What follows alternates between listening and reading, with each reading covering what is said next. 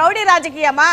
5.5 కోట్ల మంది జనాలు స్పీచ్లు చూస్తున్నారని తెలియకుండా తోలు తీసేస్తాను, తాట తీస్తాను, చేతులు గీతలు తీసేస్తున్నాను అని అంటే మీ క్యాడర్ కి ఏం చెప్తున్నారు? అంటే బెదిరించవచ్చా మేడం? ఇప్పుడు పీపీపీ కాదు మేడం, ఇప్పుడు పీపీపీ మోడ్లో ఎవరైనా సరే మెడికల్ కాలేజీలు తీసుకుంటే వాళ్ళు అంతు చూస్తాం, కేసులు పెడతాం అని చెప్పేసి మాజీ ముఖ్యమంత్రి గారు జగన్మోహన్ రెడ్డి గారు బెదిరించవచ్చు అంటారా?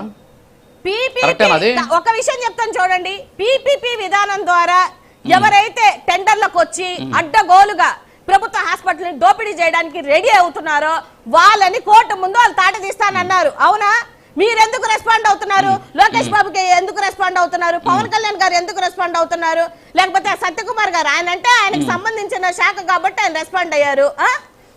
ఏది 33 + 33 66 ఇయర్స్ వరకు, ఒక డెకాయిడ్ వరకు ఎస్సీలు, ఎస్టీలు, బీసీలు, మైనారిటీ బిడ్డలు, ఈడబ్ల్యూసీలు చదువుకోకుండా మీరు అడ్డగోలుగా తీసుకొని వచ్చి ప్రభుత్వ మెడికల్ కాలేజీలు ప్రైవేట్ వాళ్ళకి అప్పచెప్తారంటే చేతులు కట్టుకొని కూర్చుంటారేంటి సార్? మీరు తప్పు చేస్తే మీకు ఉలికిపాటు, మీరు తప్పు చేయనప్పుడు ఉలికిపాటు ఎందుకు మీకు?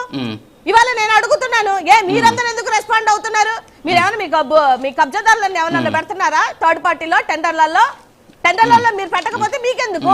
మీరు తప్పు చేయకపోతే ఉలికిపాటు ఎందుకు? ఏం స్టేట్మెంట్లు? సైకో అనట్లేదా? ఈ సైకో గారు చెప్తాడు ఏ మాటలు? మరి ఎక్స్సీఎం ని మాట్లాడేసే మాటలా? మీరు ఒక మాట చెప్తున్నాను సార్, నీతులు మీరు చెప్పినప్పుడు పాటించాలా? మీరు నీతులు పాటించలేనప్పుడు మీరు వచ్చి ఏం చెప్తారు ప్రజలకి? ఒక ఎక్స్సీఎం ని సైకో అనొచ్చా? మరి అసెంబ్లీలో ఒక ఎక్స్సీఎం ని సైకో అని మాట్లాడొచ్చా? ఇట్లాంటి 100 చెప్తా, నేను 100 చెప్తాను. ఇక్కడ ఎక్కువ మాట్లాడితే మీరు, మీ టీడీపీ నాయకులు, మీ జనసేన నాయకులు, మీ ఇద్దరు తిట్టుకున్న బూతులు ఈ ప్రపంచంలో ఎవడూ తిట్టుకోలేదు. అంత మాటలు కూడా మేము ఎప్పుడు మాట్లాడలేదు. ఇప్పుడు నేను చెప్పినవన్నీ చేయమనండి సార్. మళ్ళీ వస్తా మిగతా వాళ్ళు కూడా మీరు రెస్పాండ్ కావాలి కదా. వెయిట్ మళ్ళీ వస్తా మీ దగ్గరికి. సయ్యద్ రఫీ గారు గుడ్ మార్నింగ్. ఏంటి మరి నాగమల్లేశ్వర్ గారు కొన్ని అంశాలతో మాట్లాడారు. ఇప్పుడు కొన్ని అంశాలు మాట్లాడారు.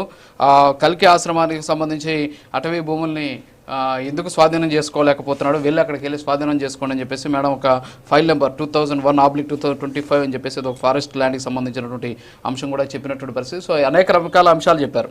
సో మొత్తం మీరే ఏదో చేసేస్తున్నారు, కూటమి ఏదో చేసేస్తుంది, వాళ్ళకేం సంబంధం లేదు, వాళ్ళంతా చాలా ప్రశాంతంగా ఉన్నారు అని చెప్పి చెబుతూ ఉన్నటువంటి పరిస్థితి. ఏమంటారు? రాజు గారు నమస్కారం.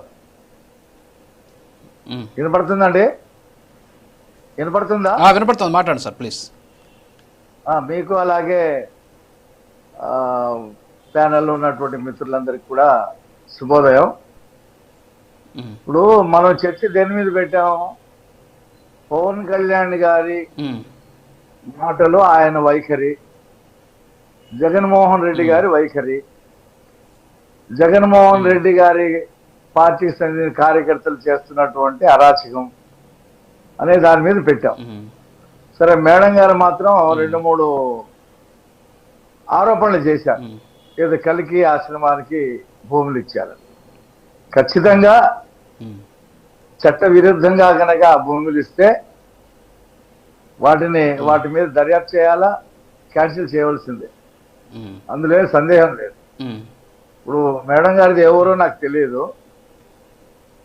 అక్కడ ఆ కంప్లైంట్ మాత్రం అక్కడ కన్సర్న్డ్ డిపార్ట్మెంట్కి ఫారెస్ట్ రేంజరో లేకపోతే కన్సల్టేటర్ ఎవరు ఉంటారు కదా, ఇవ్వమనండి.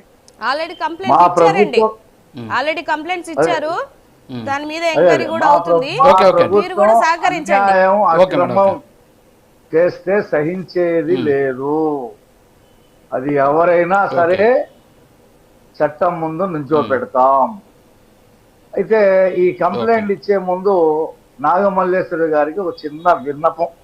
అమ్మా, పెద్దిరెడ్డి రామచంద్రారెడ్డి గారు 60 ఎకరాలు అటవీ భూములు దోచుకొని ఫారెస్ట్ లో గెస్ట్ హౌస్ కడితే ఎందుకు కట్టావంటే ఆవులు గేదెలు స్వేద తీర్చడానికి కట్టాను అన్నాడు.